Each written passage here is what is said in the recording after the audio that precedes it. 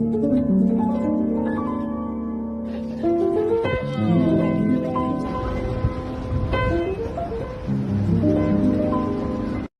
think anything, no matter how good it is or bad it is, anything that you start to crave, you gotta cut that shit out. You gotta cut it out.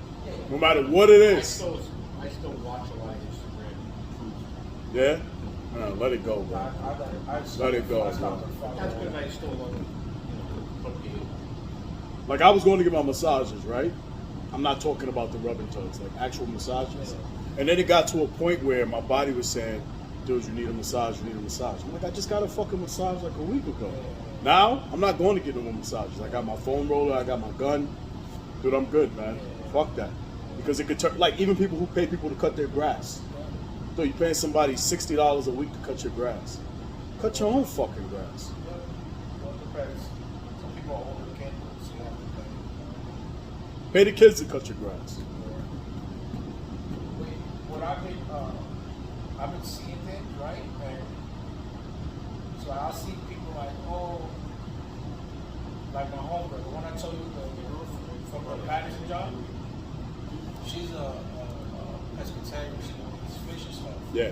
But the more I'm like watching stuff, and then even that, they're like, don't even eat fish because Too much mercury. yeah, Because well, humans have fucked up the ocean. yeah. And then I see guys eating like fast food, and I love it. Like just stopping and maybe like a breakfast sandwich from McDonald's. But now I look at them like, damn, I'm so disgusted. By Yeah, don't do that, bro. It's the worst thing you can eat, man. Hell, All fast food, bro. hell. As a matter of fact, diner food too, man. If you ever look at the way they make your pancakes and eggs and stuff like that in the diner, there's so much salt and sugar and shit all in that, man. Like, and then we're consuming it because we're like, Dude, there was a study one time that said that there was something in McDonald's French fries that were addictive. I don't know if it was the salt or like a chemical or something they spray it with, but it actually is addictive. It gave us a similar body like experience to nicotine. Yeah, dude. That's like even people who smoke cigars all the time. I'm like, dude, if you enjoy cigars, that's fine. But there's people who smoke 5, 6, 7 cigars a day. A day. Try that. And I don't judge anybody. But if it ever came to a point where I'm smoking 7 cigars a day consistently, I'm never smoking cigars again. You know, John Knapp wakes up 9 o'clock in the morning, lights a cigar before he even brushes his teeth. In his car has a cigar. It's crazy. He's walking around with a cigar at every moment of every day.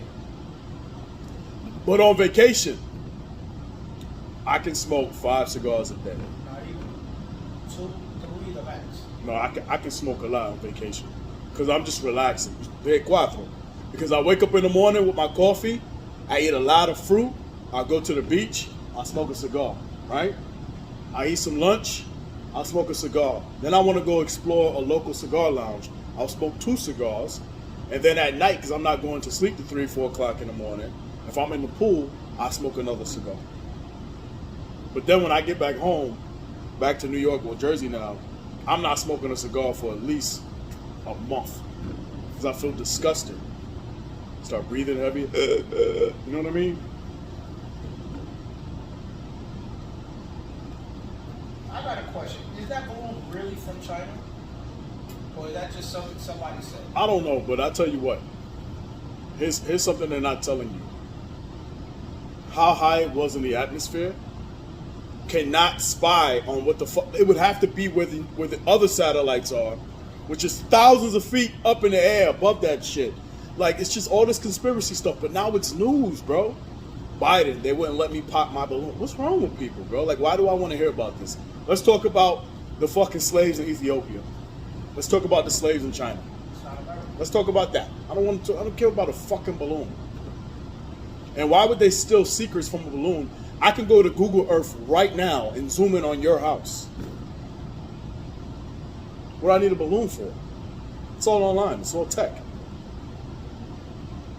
Once again, the media. And if it was really from China, you're going to tell me the moment it left there, all those days it took to get there, and now you're worried? You know it was in the airspace way before that. You know what I mean? Here's the scary thing, though. Here's the scary thing. What are they hiding right now at this moment, keeping us infatuated on a balloon? What's really going on? Because I think that whole bullshit is bullshit. That's just way of distraction. Why is it that the first doctor in China to alert the world that COVID was coming was killed? But nobody talks about that anymore. We just forget. I think we have too much stuff going on in the world, and the news feeds us so much information that we can't sit and process the problems, and so we just move on to the next problem. Like that guy who got killed by the police officers. When was that? Like 3 weeks ago or something like that. Something like that. It's not front page of the news no more. It's over. Was it ever front page? Yeah.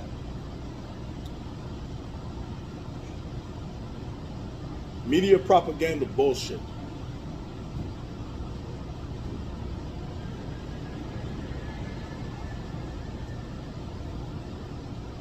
You're from Venezuela, right? Yeah. In Venezuela, do they talk about American news all the time? Not really. They talk about shit that's happening in fucking Venezuela, Colombia, Yeah. surrounding areas, right? Were you born in Venezuela? Yes, it was born in Venezuela. My mother moved from Spain to Venezuela after the Civil War. So like Such a beautiful country. They destroyed so it. how old were you when you came here? Oh, in the 30s. So you traveled around Venezuela at all? What do you think is the nicest beach over there?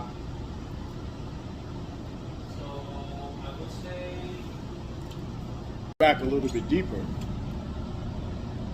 I am very curious if a slave owner owned our family, your family, my family, right? And they had 40 acres of land in Charleston, Virginia, whatever, right? Hypothetically speaking. And then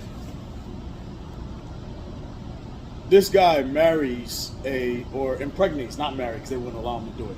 He impregnates an African slave or whatever the case may be, and they have kids, and you come from that lineage, right?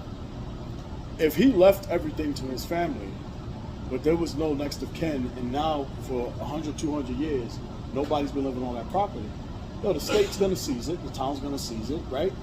So how do you prove, like, I wonder, there has to be a way that you could be able to trace your lineage and be able to repossess that land, Yeah. right? I would imagine. So I think you have to go to the government. Jerry, what do you think? Is that possible? You didn't hear what I said, did you? No, I think that You're Italian. Italians were enslaved by, hypothetically speaking, the Irish. the Irish. The Irish enslaved the Italians. Okay. One of those one of the Irish guys sleeps with your great-great-great-grandmother and births your lineage, right? That person dies off. There was no next of kin on the land. They had 50 acres of land in Italy. Is there a way that you could stake claim to that land if you could prove that you were a direct descendant of that guy? I would say that. So how much land in America right now Some claim. is,